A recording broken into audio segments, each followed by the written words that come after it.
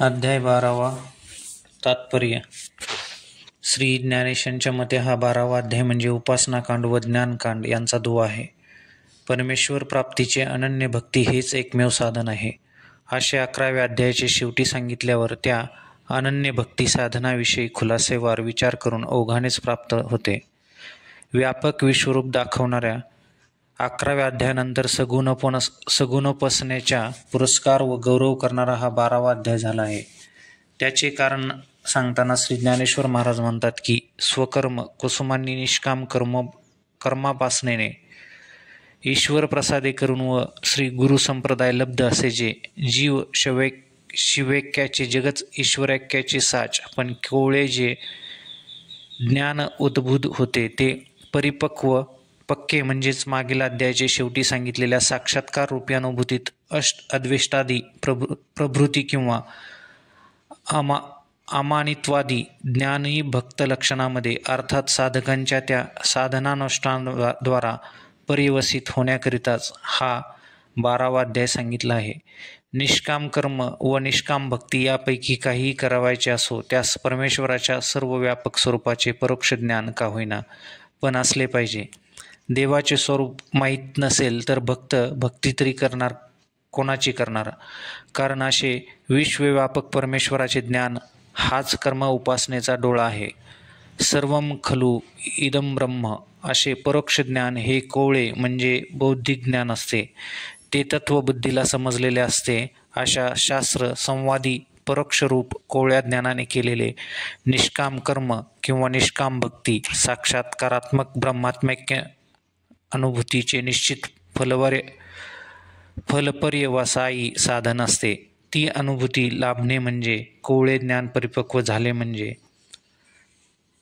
मग ज्ञानोत्तर कर्तव्यबुद्धीरहित पूर्वसंस्कारानुरूप होणारी कर्मे किंवा भक्ती ही त्या ज्ञानाची लक्षणरूप असते. साधकास तीच साधनरूप असते. म्हणून अद्वेष्टादी ज्ञानीभक्त लक्षणे वा भक्तीचे स्वरूप अभ्यासापासून शांतीपर्यंत भक्तीच्या पायऱ्या सांगणारा हा अध्याय आहे. या गीतेच्या अध्यायावरील भाष्य करण्यापूर्वी प्रस्तावनात्मक लिहिलेल्या व ओव्यामध्ये श्री ज्ञानेश्वर महाराज गुरुकृपादृष्टीवर प्रेमळ मातेचे रूपक करून तिला नमन प्रार्थना करतात. आई ज्याप्रमाणे लहान मुलाला मांडीवर घेऊन वाढवते त्याप्रमाणे श्रीगुरु आपल्या शिष्यास परमार्थ साधनेत मदत करतात. त्यांचे निरनिराळ्या लीळे पूर्ण करून त्या निरनिराळ्या अनुभूतीद्वारा त्यास समाधीपर्यंत नेऊन पोचवितात. हे पहिल्या 10 ओवीत श्री ज्ञानेशांनी प्रतिपादले आहे. हे माते, माझा ग्रंथ नवरसांच्या सागराने परिपूर्ण कर. उचित अशा अलंकारात्मक रत्नाचा आगर होऊ दे. त्यात रसालंकाराच्या आविष्काराद्वारा वर्णिलेल्या गीतेच्या भावार्थाचे उत्तुंग विशाल असे पर्वत निर्माण कर.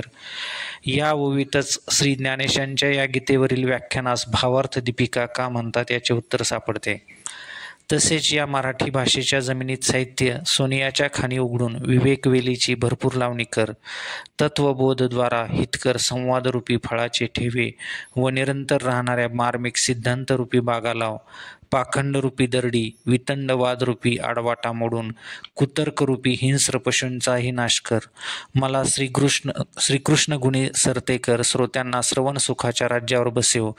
या मराठीच्या नगरीत विषयांची स्पष्टता करून ब्रह्मविद्येचा सुकाळ कर. साऱ्या जगात घेणे देणे ही ब्रह्मसुखाचेच होऊ दे. अशी प्रार्थना केल्यावर श्री गुरु निवृत्तीनाथाचे गीतार्थ सांगण्याची आज्ञा मिळताच अत्यंत उल्हासित अंतःकरणाने श्री ज्ञानेश्वर महाराज गीतेवरील भावार्थ दीपिका रूपी टीकेला प्रारंभ करतात. 11व्या अध्यायात अर्जुनाच्या इच्छेप्रमाणे देवांनी त्यास विश्वरूप दाखविले. त्यात विशेष करून ती भयानक रूप पाहिल्यामुळे अर्जुन अत्यंत भयभीत झाला. म्हणून त्याने मला आपल्या सगुण चतुर्भुजाची सवय असून तेच अधिक लाभदायक आहे असे वाटते. मला पसंत पडते म्हणून देवा हे विश्वरूप टाकून पूर्वीचे सौम्य असे चतुर्भुज रूप दाखवा अशी प्रार्थना केल्याने देवाने त्यांचा निषेध करून परिच्छिन्न सगुण साकार रूपाविषयी विश्वरूप श्रेष्ठ असल्याचे सांगितले व सौम्य चतुर्भुज रूप धारण केले. देवास व्यक्त व अव्यक्त या स्वरूपामधील श्रेष्ठत्वाविषयी पुन्हा विचारायचे अर्जुनास वाटत होते. पण देव रागावतील म्हणून या 12व्या अध्यायाच्या आरंभी अर्जुनाने देवा आपण धारण केलेले व्यापक विश्वरूप खरेच होते की क्षणभर कौतुक म्हणून दाखविले हे जाणून घेण्यासाठी मी आपणास विचारणार होतो असे, पण मूळचीच शंका आपण आड पडद्याने विचारली की अव्यक्ताची उपासना करणारे ज्ञानी व तुझ्यासाठीचे कर्म करून तुलाच परम समजून तुझी सर्व भावे भक्ती करणारे भक्त या दोघात तत्वता योग कुणी जाणला ते मला सांगा. देवही आपल्या व्यापक स्वरूपाविषयीचे पण अतिशय खुबीदारपणाने प्रश्न विचारल्याचे पाहून संतोषित होऊन त्याचे या अध्यायाच्या अखेरपर्यंत उत्तर देतात. विश्वरूपालक्षित निर्गुण निरपेक्ष व्यक्तरूप, व्यापक विश्वरूप, व्यक्त सापेक्ष व्यक्तरूप आणि देहधारी चतुर्भुज रूप अशी परमेश्वराची 3 रूपे आहेत. त्यापैकी चतुर्भुज परिच्छिन्न मूर्ती स्वरूप असंच खरे समजणाऱ्या सर्व लोकांस ढसाळ, गावंढळ, आंधळे असे म्हणून त्या एका रूपाचा निराश केला आहे. आता राहतापैकी राहिलेल्या निर्गुण व व्यापक, गावंढळ, आंधळे असे म्हणून त्या एका रूपाचा निराश केला आहे. आता राहतापैकी केलेल्या निर्गुण व व्यापक विश्वात्मक विश्वरूप अशी 2च रूपे राहिली आहेत. त्या 2 रूपांमधले श्रेष्ठतेविषयीचे अर्थात निर्गुण अव्यक्ताचे कर्मसन्यासपूर्वक भक्ती करणारी ज्ञानी व विश्वरूपाने व्यक्त झालेले व्यापक पण सगुण साकाराची स्वकर्मद्वारा भक्ती करणारे भक्त या तत्वता कवने योगू जाणीतला असा अर्जुनाचा प्रश्न हे या प्रसंगी लक्षात असणे जरूर आहे. देव म्हणतात, अर्जुना माझ्या विश्वरूपाचे ठिकाणी सर्वेंद्रियासहित अंतःकरण दृढ व जे भक्त सर्व भावाने रात्रंदिवस माझी भक्ती करतात ते भक्त मी श्रेष्ठ प्रतीचे आहेत असे मानतो. याशिवाय दुसरे सोहम या वृत्तीवर आरूढ होऊन निरवयव अव्यक्ताची उपासना करणारेही मलाच प्राप्त होतात. म्हणजे व्यक्तोपासक व अव्यक्तोपासक हे दोन्ही खरे भक्त असतील तर मलाच प्राप्त होतात. तरी पण त्यातल्या त्यात अव्यक्त निर्गुण उपासकापेक्षा व्यक्ती उपासक हे चांगले. म्हणजे भक्तिपंथ हा बहुत सुलभ सोपा आहे. त्या सगुण भक्ती मार्गास डावलून निर्गुण ब्रह्मस्वरूप प्राप्त्यर्थ अनुष्ठावयाचा योग मार्ग तो अतिशय अवघड आहे. त्यात कष्टापेक्षा अधिक काही मिळते असेही मुळे नाही. किंबहुना हा योग करणे म्हणजे पतीविना नित्य नवा अग्निप्रवेश करणे होय.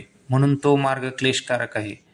म्हणून याहून दुसरे जे भक्तिपंथास लागले ते दुःख जाणतच नाहीत. उलट वर्णाश्रम धर्माप्रमाणे प्राप्त कर्तव्य कर्मे निरहंकार व निष्पृह होऊन करून मला अर्पण करण्याची भक्ती करतात. ही कर्मे मला देऊन कर्मफले जाळतात. काया वाचा मन यांच्या क्रियांची प्रवृत्ती मज व्यतिरिक्त अन्यत्र नसते. असे जे एकनिष्ठ भक्तीने जीव, शरीर व मन यासह मला विकलेले असतात त्यांचे काय एक मी करतो म्हणून सांगू, कारण सर्वच मी करतो. किंबहुना एकदा माझा भक्त म्हणून ठरला की मग त्या संसाराच्या चिंतेची गोष्टच कशाला.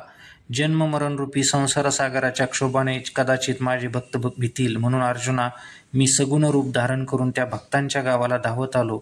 माझी सहस्रावधी नावे ह्याच कोणी नावा त्या तयार करून भवसागरातून भक्तांना तारणारा मी नावाडे झालो. म्हणून माझ्या भक्तांना एकही चिंता करण्याचे कारण नाही, कारण त्यांचा उद्धार करण्यास मी सदाच तयार आहे. अधिकारानुरूप त्यांना साधनानुष्ठानाचा मार्ग दाखवून त्यांचा मी उद्धार करतो. म्हणून अर्जुना या भक्ती मार्गाचा तू अवलंब कर. मन व बुद्धी ही माझ्या स्वरूपी सदाची राहिली तर मग मी व तू असे द्वैत उरेल काय. एवढ्याने सर्वव्यापी जो मी तोच होशील यात यत्किंचितही अन्यथा नाही. अनन्य प्रेम लक्षणात्मक भक्ती दृढ स्वरूपाची नामभक्ती केल्यास त्या भक्तीविषयी श्रीहरीला करुणा निर्माण होते व तो श्रीहरी आपण जर त्यांची जिज्ञासा बुद्धी भक्ती केली तर त्याच शिष्यबुद्धीने शरण गेलो तर आपले श्रीगुरुत्व पत्करून आपल्याला ब्रह्मात्मैक्य ज्ञानाचा उपदेश करीतो. अशा भक्तांच्या उद्धाराची देवच चिंता वाहतो. शिवाय सर्वव्यापी हे श्री ज्ञानेशांनी हेतुगर्भ विशेषण योजून देवांनी विश्वरूप धारण करून व्यक्त झालेल्या स्वरूपाचाच निर्देश केल्याचे ध्वनित केले आहे असे तात्पर्य आहे. निश्चयात्मक बुद्धी, संकल्प विकल्पात्मक मन ही दोन्ही अखंड प्रेमपूर्वक माझ्या स्वरूपी ठेवणे हीच भक्ती होय. पण संसारात आसक्त जीवास मन बुद्धी सर्वदा भगवत भक्तीत ठेवणे अतिशय अवघड असते, कारण मन हे पूर्वसंस्कारामुळे साधनानुष्ठानातून वारंवार भ्रष्ट होत असते. याचा अर्थ हे अशक्य आहे असा मात्र नाही. मन बुद्धीला ध्येयनिष्ठा व अनुष्ठेय तत्परता एकदम प्राप्त झाली नाही तरी अभ्यासाने हळूहळू प्राप्त होते. म्हणून अर्जुना, असे कर की या 8 प्रहारांपैकी मोजके निमिषभर मन बुद्धी साधनानुष्ठानाचे ठिकाणी स्थिर करण्याचा प्रयत्न कर. म्हणजे साधन निष्ठेचे व साध्यांची जशी जशी त्या मनाला गोडी निर्माण होईल तशी तशी विषयाविषयी अरुची निर्माण होईल. चित्त भोगातून निघून माझ्यामध्ये प्रवेश करता तुझे ते चित्त हळूहळू वाढत जाते व चढत्या अभ्यासाने भोगाचा पूर्णतया त्याग करून मतस्वरूपच होईल. असे त्या साधनांचे पुन्हा पुन्हा अनुष्ठान करणे यासच अभ्यास योग म्हणतात. या अभ्यास योगाच्या बळावर एरवी असाध्य असणाऱ्या गोष्टीही साध्य होतात. म्हणून तो अभ्यासाने माझ्या स्वरूपी एकरूप हो. पण ज्या विषयासक्त जीवांना साधनानुष्ठान रोजच्या 8 प्रहारांपैकी क्षणभर देखील जमत नाही त्यांच्याकरिता उपाय सांगतो.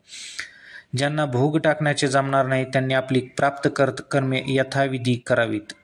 ज्या परमेश्वराच्या अकुंठित सत्तेने हे विश्व चालले तोच कोणतेही करणे व न करणे हे सर्व जाणत आहे. त्यांच्याच सत्तेने ही कर्मे होतात अशी आपल्या मनाशी खुणगाठ बांधावी. अरे, माळ्याने जिकडे नेले तिकडे बिनतक्रार जाणाऱ्या पाण्याप्रमाणे निराभिमानपणाने आग्रहरहित वृत्तीने कर्मे करणारे असे तुझे जीवित होऊ दे. हेच यात वर्म आहे. सर्व कर्मे निरहंकार तत्वाने माझ्या ठिकाणी समर्पण कर. अर्जुना, अशा माझ्या स्वरूपानुसंधानाने देहत्यागानंतर माझ्या सायुज्यमुक्ती रूप घरी गेसील. यातही सायुज्यमुक्ती या पदाने चतुर्भुज सगुण साकार रूपाशी ऐक्य होते असे नव्हे, तर अविनाशी व्यापक स्वरूपाशीच ऐक्य होते असे ध्वनित केले आहे. मला कर्म अर्पण करावायचे, पण त्याचे कर्तृत्व व फल मात्र देवाला द्यावायचे. हेही ज्या जीवांना जमणार नाही त्यांना देव सोपा उपाय सांगतो. त्यांनी सर्व कर्मे ईश्वरार्पण केले नाहीत तरी चालेल, पण ती आपल्या स्वतःकडे घेऊ नयेत. ती कर्मे जणू आपण केलीच नाहीत अशा निरहंकार वृत्तीने राहिले तरी ती कर्मे पुढील जन्माद्वारा सुखदुःख देण्यासाठी उर्वरित राहणार नाहीत. कर्म प्रेरणा देणाऱ्या बुद्धीचा प्रेरक परमात्माच आहे असा निश्चय करणे म्हणजेच बुद्धीच्या पाठीशी देवास बांधणे होय. ते कर्म पूर्ण झाल्यावर परमात्म्यास अर्पण करणे किंवा कर्म अंतःकरण शुद्धीद्वारा परमात्मा प्राप्तीस कारण आहे. म्हणून अंतिम साध्य परमात्माच आहे असा निश्चय करणे म्हणजेच देवास बुद्धीच्या पुढे बांधणे होय. कर्मारंभीच कर्तृत्व मत सोडून कर्म करणे हेच कर्माधी देवास बांधणे होय व शेवटी फलाभिलाषी सोडून केलेले कर्मफळही सहज ईश्वर समर्पण होते. हेच कर्म शेवटी देवास बांधणे होय. बुद्ध्याधिष्ठान व बुद्धीचे अंतिम साध्य रूप वैभव देवच असून देवासाठीच कर्मे करून देवच त्याचे परम साध्य करणे हेही साधनच होय. याच शरीराने पुन्हा शरीरास येणे संपते, किंबहुना जन्ममरणाच्या खेपा सदाच्याच बंद पडतात. या रीतीने अभ्यास, ज्ञान, ध्यान व कर्मफलत्याग अशी पायरीने चढून माझी सर्वोत्तम पूर्ण अद्वय ब्रह्मस्थिती जिज्ञासूंना साधकांना प्राप्त होते. यापुढे श्री ज्ञानेशांच्या मते ज्ञानकांड चालू आहे. ही देहतादात्म्यरहित ब्रह्मस्थिती ज्यांनी संपादिली आहे त्यांचे अंगी आदर्शभूत अशी अनेक लक्षणे आपोआप वस्तीला येतात. त्यापैकी काही प्रमुख लक्षणे सांगतो. तो परमात्म्याशी एकरूप झालेला असल्यामुळे त्याचा आपपर भाव नाहीसा झालेला असतो. प्रामाता ब्रह्मरूप झाल्यामुळे संपूर्ण प्रमेयाची त्यास ब्रह्मरूपतेने प्रतीती येते. आपणची विश्व झाला, किंबहुना चराचर आपणची झाला अशी त्यांची व्यापकानुभूती असते.